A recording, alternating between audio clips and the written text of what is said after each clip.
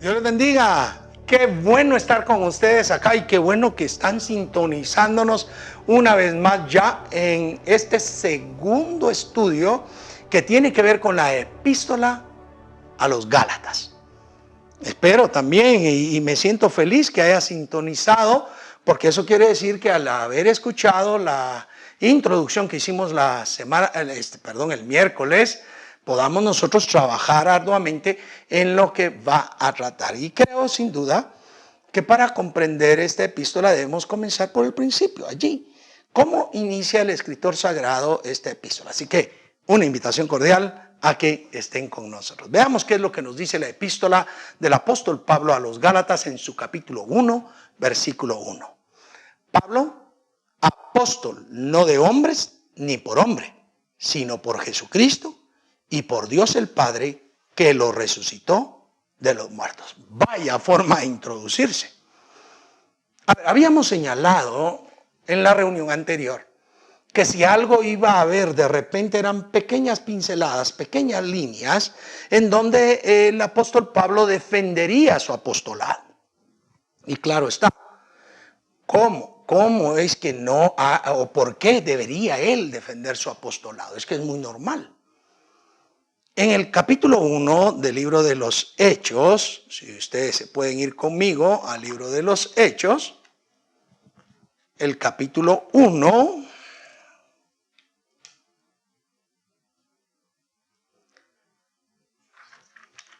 versículos 21 y 22 dice: es necesario, pues, que de estos hombres que han estado juntos con nosotros, otros, todo el tiempo que el Señor Jesús entraba y salía entre nosotros, comenzando desde el bautismo de Juan hasta el día en que de nosotros fue recibido arriba, uno se ha hecho testigo con nosotros de su resurrección. ¿Cómo no iba a tener ataques Pablo? No se le consideraba apóstol porque la manera en elegirse apóstol implicaban estos dos versos, que fue cuando se eligió al sustituto de Judas que había caído.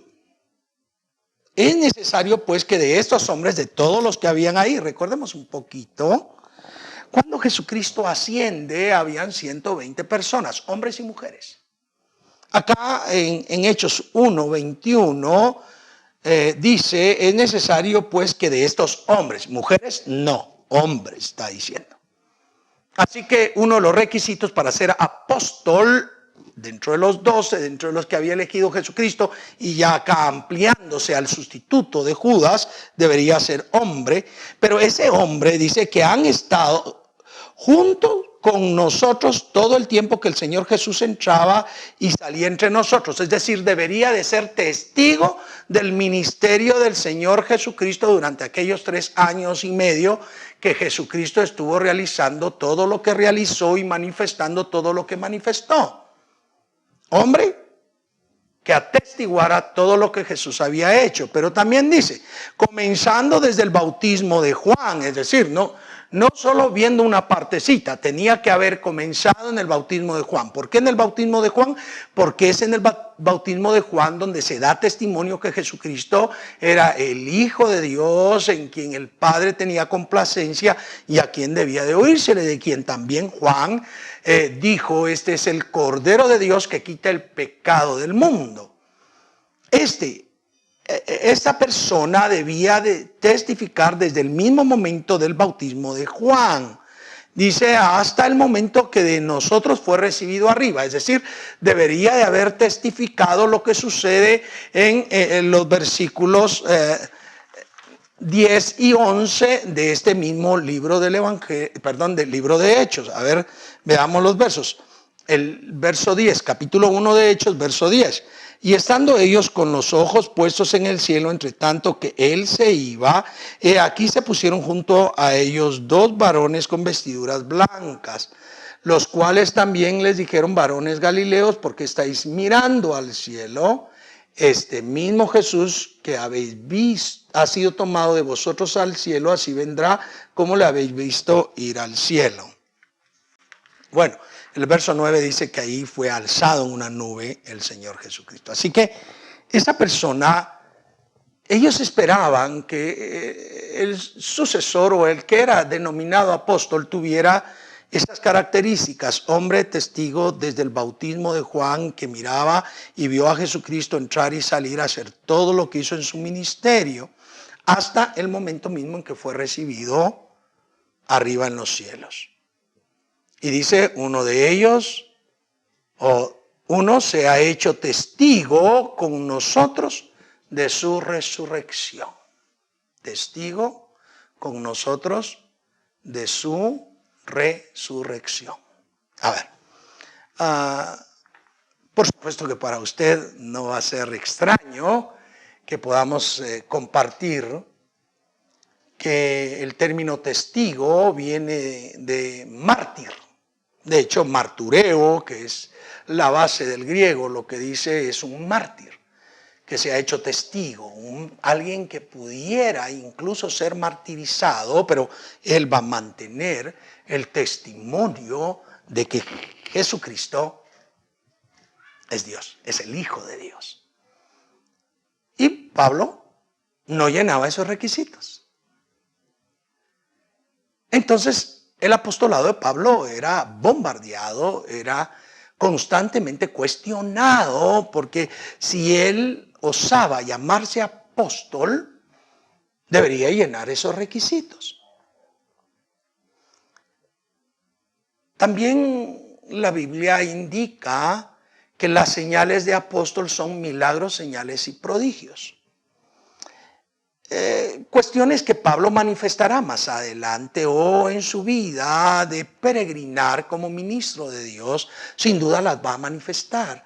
Pero el asunto vital es que no llenaba eso, y por eso él comienza con energía para que sus lectores en Gálatas no entren en duda. Él es apóstol, pero no lo puso ningún hombre, ni es apóstol de hombres, no de hombres ni para hombre, sino por Jesucristo y por Dios el Padre, que le resucitó de los muertos. Pablo sí es testigo de la resurrección de nuestro Señor Jesucristo. ¿Por qué es testigo de la resurrección de Jesucristo? Recordemos, cuando va camino a Damasco llevando cartas para tomar presos a todos los del camino. Él va respirando aún amenazas, dice la Escritura.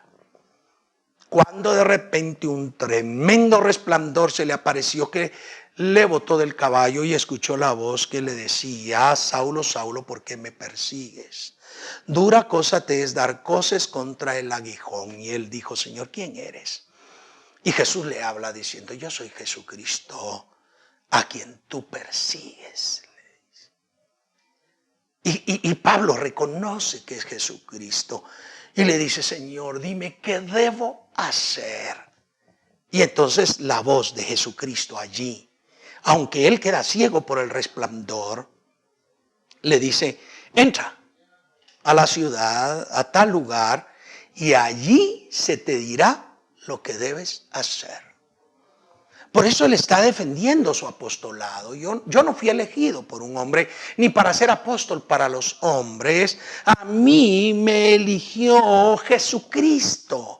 Jesucristo mismo, que se le apareció en camino a Damasco, fue el que lo eligió, y por eso dice: sino por Jesucristo y por Dios el Padre, que lo resucitó de los muertos. Es decir, es lo que está diciendo. No está diciendo que los apóstoles no son apóstoles, no está yendo contra los requisitos que ellos puedan mencionar en Hechos 1, 21, 22.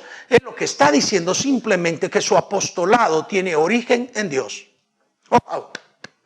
Hay que dar palmas a eso. Una convicción tremenda, que no lo llamó hombre, no lo impuso hombre. Fue la presencia misma del Cristo glorificado, la decisión del Padre de nuestro Señor Jesucristo, que levantó de los muertos a Cristo, quien le ha elegido para ir. Ahora, a ver, el término apóstol para aquel entonces tenía una significancia real. Eran la autoridad en la iglesia. La idea del apóstol es que era la autoridad de la iglesia. Porque el Señor Jesucristo, habiendo orado toda la noche, descendió del monte y eligió a 12, a los que llamó apóstoles. Pero el término apóstol, propiamente dicho, ustedes lo saben tanto como yo, solamente significa enviado. Es decir, no tiene una connotación tan mística ni de darle tanta relevancia a aquellos, aunque fueron elegidos por Cristo, pero ellos serían los enviados. De hecho, también se ve la misma idea de apostolado cuando el Señor Jesucristo dice que toma a sus discípulos y los envía a 70 de 2 en 2 y los envía. Y ese término enviar es la misma raíz de apóstol. Pablo entonces arranca la epístola sentando las bases de la autoridad con la cual él hablará. Él es apóstol por elección de Jesucristo y del Padre que resucitó a Jesucristo de entre los muertos. Qué fabulosa manera de comenzar. Dura, severa para sus lectores. Porque en tanto la gente ponía en duda el apostolado, Pablo lo arranca en esta epístola cimentando con fuerza que su apostolado era por elección de nuestro Señor Jesucristo. En el verso 2 dice, y todos los hermanos que están conmigo a las iglesias de Galacia. A ver, notemos. Había muchos hermanos con Pablo. De hecho, constantemente en sus epístolas hace una pequeña consigna de cuántos hermanos están con él en cada oportunidad que escribe.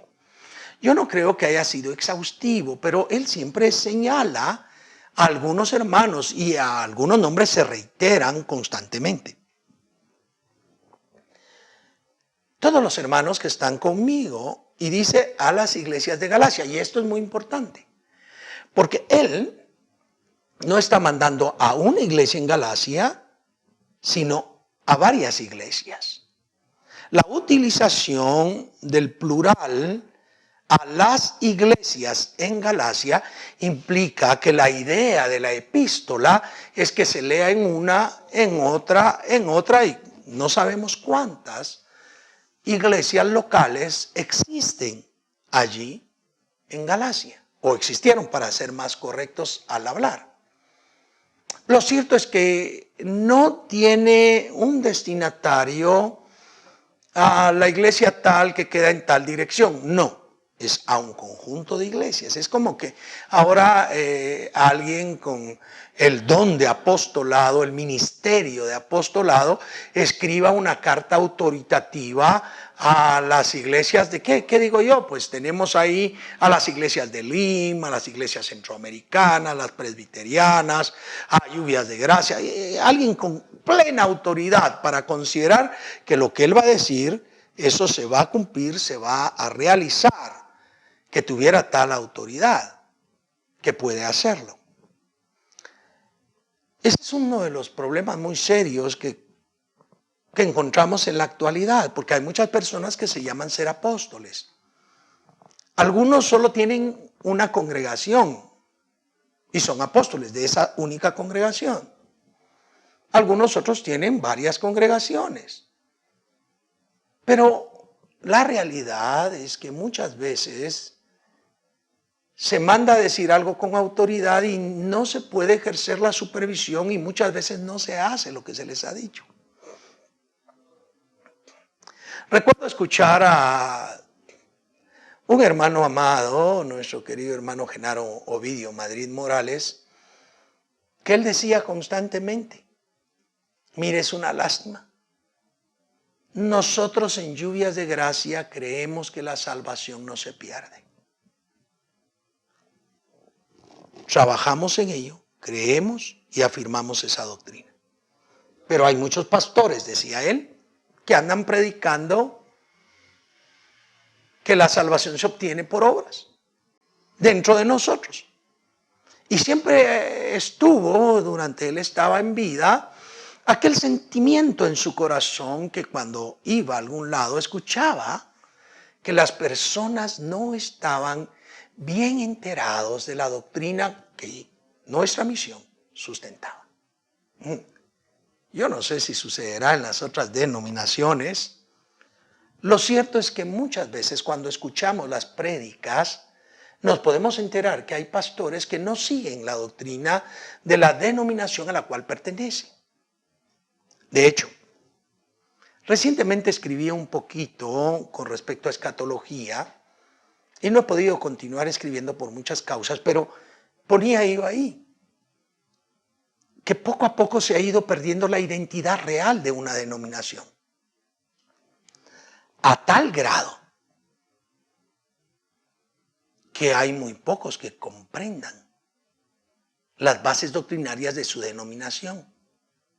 Y, debo decirlo, aunque hubo denominaciones que hicieron sus institutos bíblicos para cimentar el conocimiento en sus líderes, la aparición misma de institutos de corte interdenominacional comenzó a hacer un marasmo de cosas de tal manera que pudiéramos decir que hay ministros, hay pastores en una denominación que en ningún momento piensan, ni predican, ni sustentan la doctrina de su denominación, sino que están predicando, sustentando doctrinas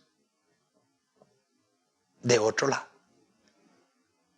Así que Pablo le está diciendo a todas las iglesias, vean, la autoridad apostólica, un conjunto de iglesias de las que él considera que tiene autoridad sobre ellas, pero por la rivalidad, el ataque contra su apostolado, indica cuál es la fuente de su apostolado. Versículo 3.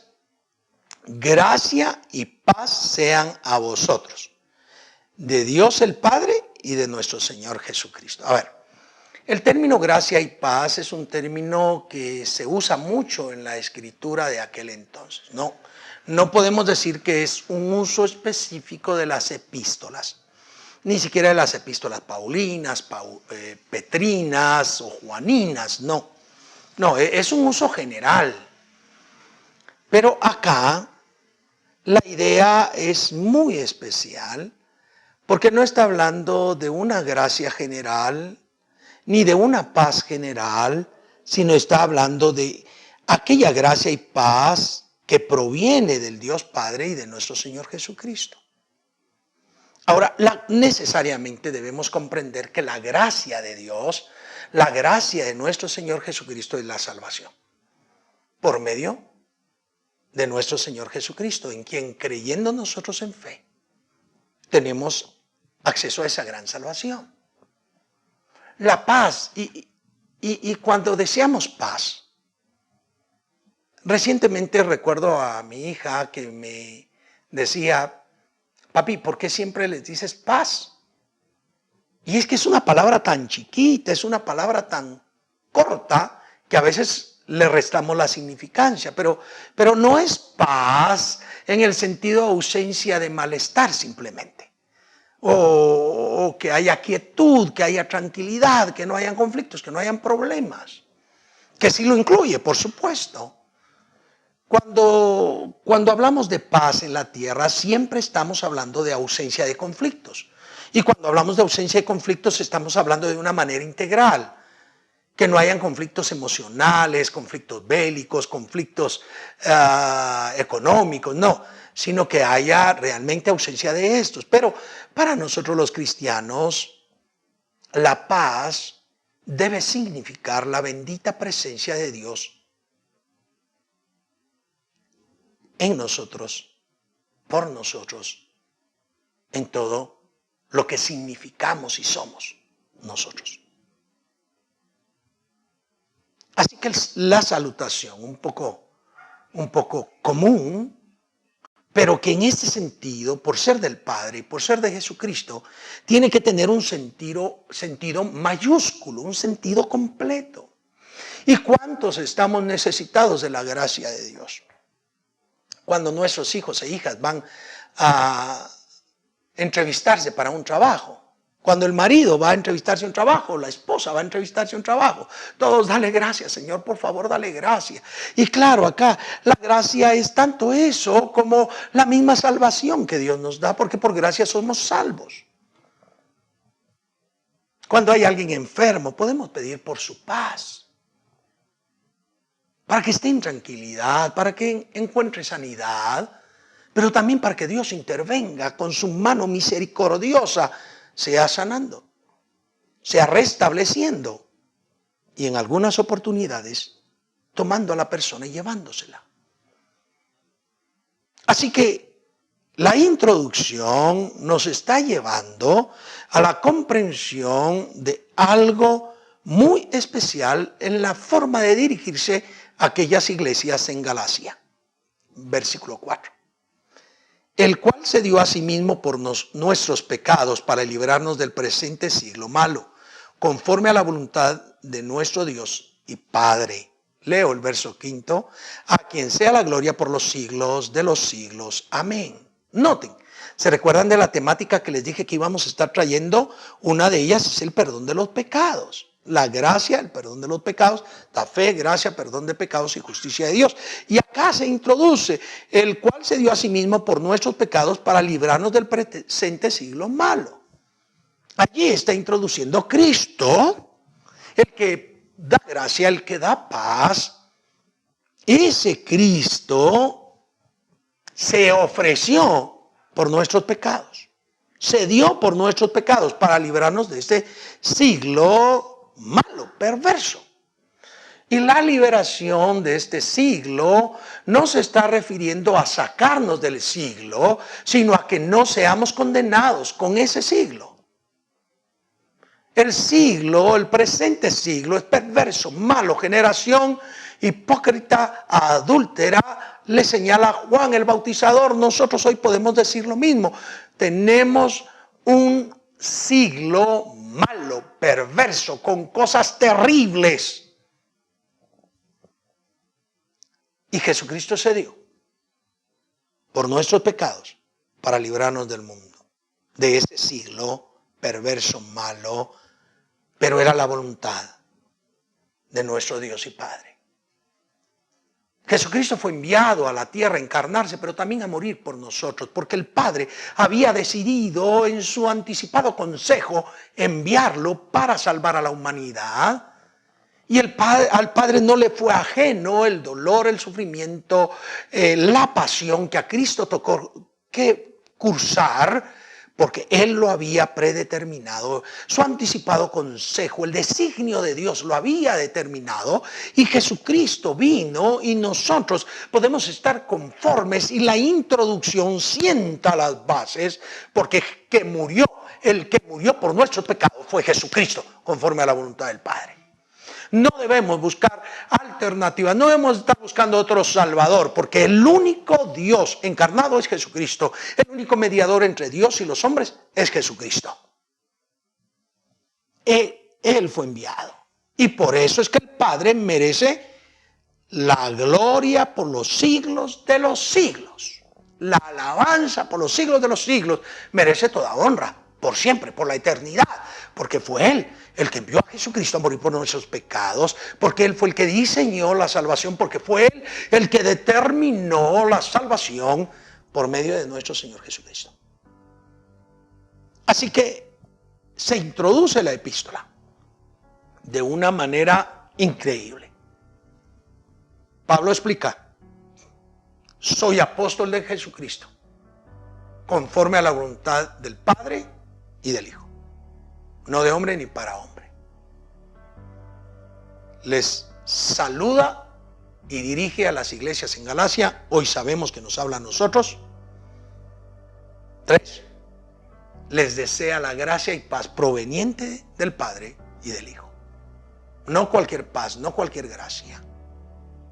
Dice también que Jesucristo murió por nuestros pecados.